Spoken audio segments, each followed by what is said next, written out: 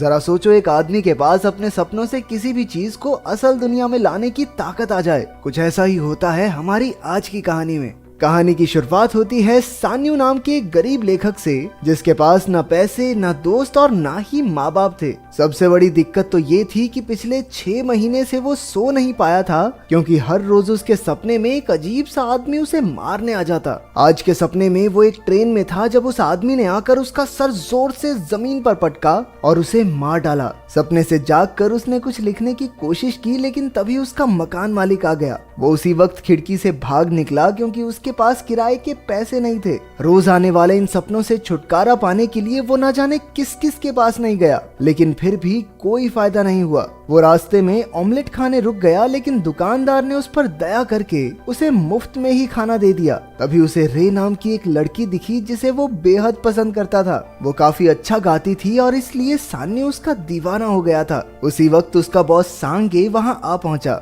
उसे देखते ही सान्यू वहां से भागने लगा, लेकिन सांगे ने जल्द ही उसे पकड़ लिया। वो उसे एक रेस्टोरेंट में ले गया और खाते हुए उसे कहानी टाइम पर ना लिखकर देने के लिए डांटने लगा। सान्यू ने उसे समझाने की कोशिश की कि रोज आने वाले इन सपनों की वजह से वो सो नहीं पा रहा, लेकिन सांगे ने साफ सीधे तौर पर कहा कि 10 दिन के अंदर अंदर कहानी पूरी हो जानी चाहिए, वरना तेरी कहानी खत्म कर दूंगा मैं। फिर जब बेचारा घर लौटा तो उसने देखा कि मकान मालिक ने उसका सामान बाहर फेंक दिया था। वो एक कैफे में जाकर लिखने बैठा, लेकिन भूख की वजह से वो ज्यादा सोच भी नहीं पा रहा था, तो सो गया बेचारा। सपने में उस आदमी ने उसका गला घोंट कर उसका सर टेबल पर पटकना शुरू कर दिया। सपने में मरने के बाद जब सान्यू की आंख खुली तो उसने देखा कि उसका लैपटॉप भी चोरी हो गया था। और कितना बुरा होगा इसके साथ। अब उसकी हालत इतनी खराब हो गई थी कि बेचारे को सपनों और आम जिंदगी में क्या असली है क्या नकली कुछ समझ नहीं आ रहा था। इसलिए उसने सांगे को मैसेज करके कहा कि वो आज के बाद उसे कोई स्क्रिप्ट नहीं दे पाएगा। वो रे के कैफे की सामने वाली बिल्डिंग की छत पर गया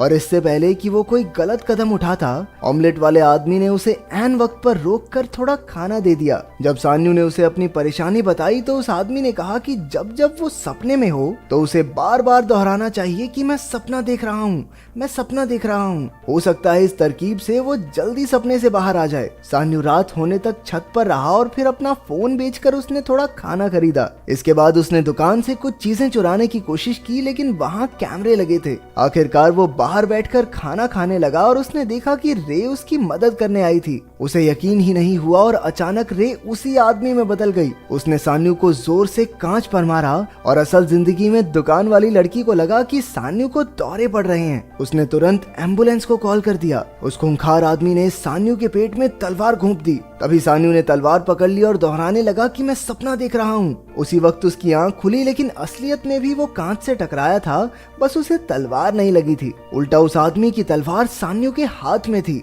वो तुरंत भाग निकला और पूरी रात पार्क में बैठकर उसी तलवार को घूरता रहा। उसे यकीन हो गया कि ये सपना नहीं है, इसलिए वो उसे काले बाजार में बेचने पहुंचा। कई लोग इस तलवार को खरीदना चाहते थे, जिससे उसे एहसास हुआ कि ये जरूर कोई बेशकीमती तलवार है। फिर वो पुरानी चीजें बेचने वाली दुकान पर गया, जहां उसे बदले में $20,000 मिले। सान्यू ने नया लैपटॉप ले लिया और बढ़िया खाना खाया। फिर एक होटल में कमरा लेकर उसने नींद की गोली खाई और सपने का इंतजार करने लगा। सपना होटल में ही शुरू हुआ, इसलिए वो हॉल में चला गया। उसने एक गमला उठाया और कहा कि मैं सपना देख रहा हूँ, लेकिन कुछ नहीं हुआ। जैसे ही वो आगे बढ़ा, एक आदमी ने उस पर सोने की कुल्हाड़ी से हमला कर दिया। उस आदमी ने सान्यू पर बहुत से वार करके उसे घायल कर दिया, लेकिन आखिरकार सान्यू ने कुल्हाड़ी पकड़ी और कहा कि मैं सपना देख रहा हूँ। तभी वो जाग गया। उसके हाथ में कुल्हाड़ी थी और शरीर पर कोई जख्म भी नहीं था। उसके पास सपने से कोई भी चीज असल जिंदगी में लाने की शक्ति आ गई थी। उसने उसी दुकान पर कुल्हाड़ी बेची और नए कपड़े, नई गाड़ी लेकर गुलछर्रे उड़ाने लगा।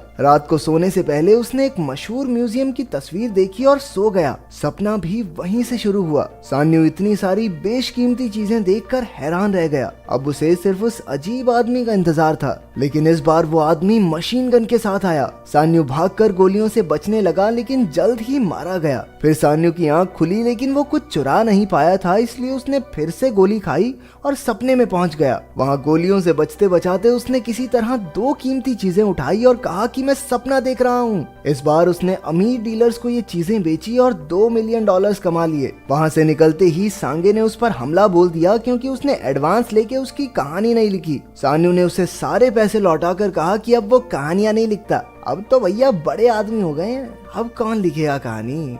अगले दिन वो रे के कैफे में उससे मिला, लेकिन वो तो उसे पहचानती ही नहीं थी। सान्यू को पता चला कि रे अपना कैफे बेच रही है क्योंकि उसे काफी घाटा हो गया था। रात को सांगे फिर उससे मिलने आया और पूछा कि तू रातों रात इतना अमीर कैसे हो गया। सांगे उसे होटल के कमरे में ले आया और सान्यू के सोते ही उसका बटुआ तलाशने लगा। अचानक सान्यू अपने सपने से एक सोने की चेन लेकर लौटा तो सांगे हक्का बक्का रह गया। उसने सान्यू से कहा, अरे भाई यार मुझे अपने साथ रख ले यार, तू कहेगा सुबह सुबह तेरा पिछवाड़ा भी धो दूंगा, पर अपने साथ रख ले भाई, यहाँ पैसे नहीं कमाए जा रहे। काफी मिन्नतों के बाद आखिरकार सान्यू मान गया। अगले दिन सान्यू ने रे का कैफे खरीद लिया, लेकिन उसे काम करते रहने को कहा। रे उसकी मदद से काफी खुश थी। तब से सान्यू सपनों में नई नई जगह चोरी करने लगा और सांगे उसके सोए हुए शरीर की निगरानी करता। एक बैंक लूटते वक्त वो अपनी शक्तियों के इस्तेमाल से उस अजीब से आदमी का मुकाबला करने लगा। अब वो सिर्फ देखकर ही चीजें बाहर ले आता था, जैसे एक लाल गाड़ी। कुछ समय बाद रे का कैफे लोगों से भर गया क्योंकि सान्यू सड़क पर लोगों को पैसे देकर अंदर भेजता था। उसने ऑमलेट बेचने वाले उस नेक दिल आदमी को भी पैसों से भरा एक बैग दिया।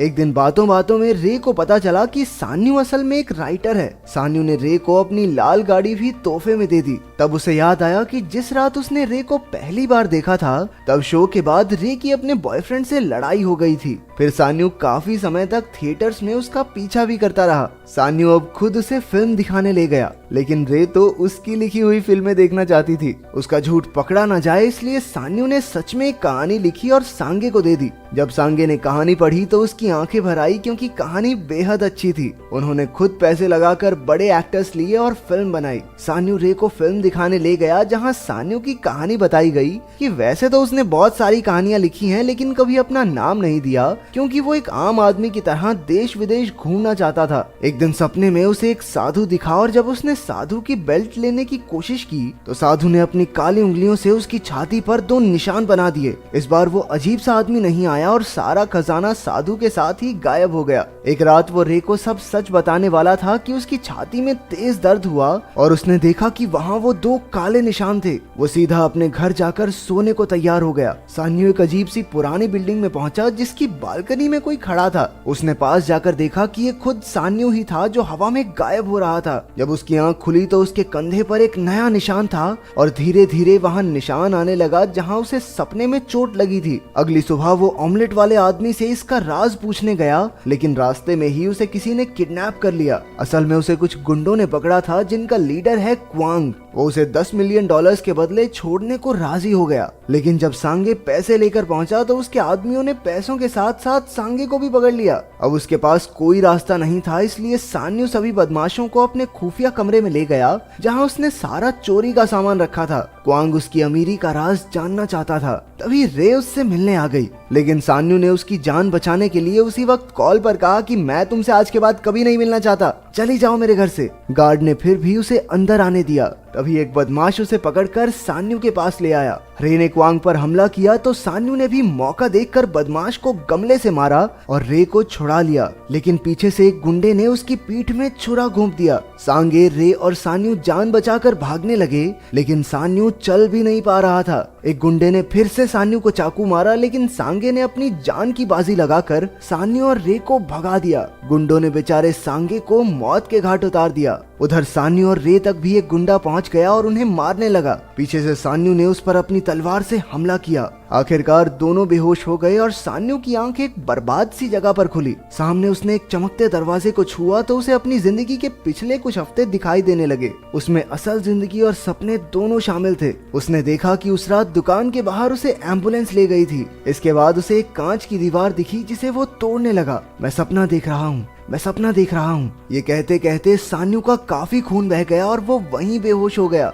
अचानक उसका शरीर बदलने लगा और वो खुद भी उस अजीब से आदमी में बदलने लगा। उसके हाथ में एक तलवार थी जिससे उसने दीवार तोड़ना शुरू कर दिया। साथ साथ उसने देखा कि वो अजीब सा आदमी बनकर मकान मालिक और सांगे को पीट रहा था क्योंकि उन्होंने उसके साथ बुरा किया। आखिरकार जब दीवार टूटी तो वो अजीब सा आदमी सान्यू के कमरे में निकला जहां सान्यू का शरीर भी धीरे धीरे जाग रहा था। उस आदमी ने एक एक करके सभी गुंडों को खत्म कर दिया। फिर वो सान्यू को मारने पहुंचा, लेकिन सान्यू ने कहा कि मैं सपना देख रहा हूँ। उसी वक्त उसकी सपनों से चुराई सारी कीमती चीजें गायब होने लगी। सान्यू एक बार फिर से बेहोश हुआ और जब उसकी आंख खुली तो वो उसी दुकान के बाहर बैठा था। रे ने उसे पहचान लिया और उसे खाने के लिए कुछ दिया। फिर उसने बताया कि उसने सान्यू की कहानियां पढ़ी हैं जो उसे बहुत अच्छी लगी। उसने दया करके सान्यू को अपने कैफे में नौकरी भी दी और ये सुनते ही उसकी आंखें भर आई। तब हमें पता चला कि रे सब जानती थी कि सान्यू उसका पीछा करता है। कुछ समय बाद रे ने उसे तोहफे में एक लैपटॉप दिया जिससे वो अपना काम फिर से शुरू कर सके।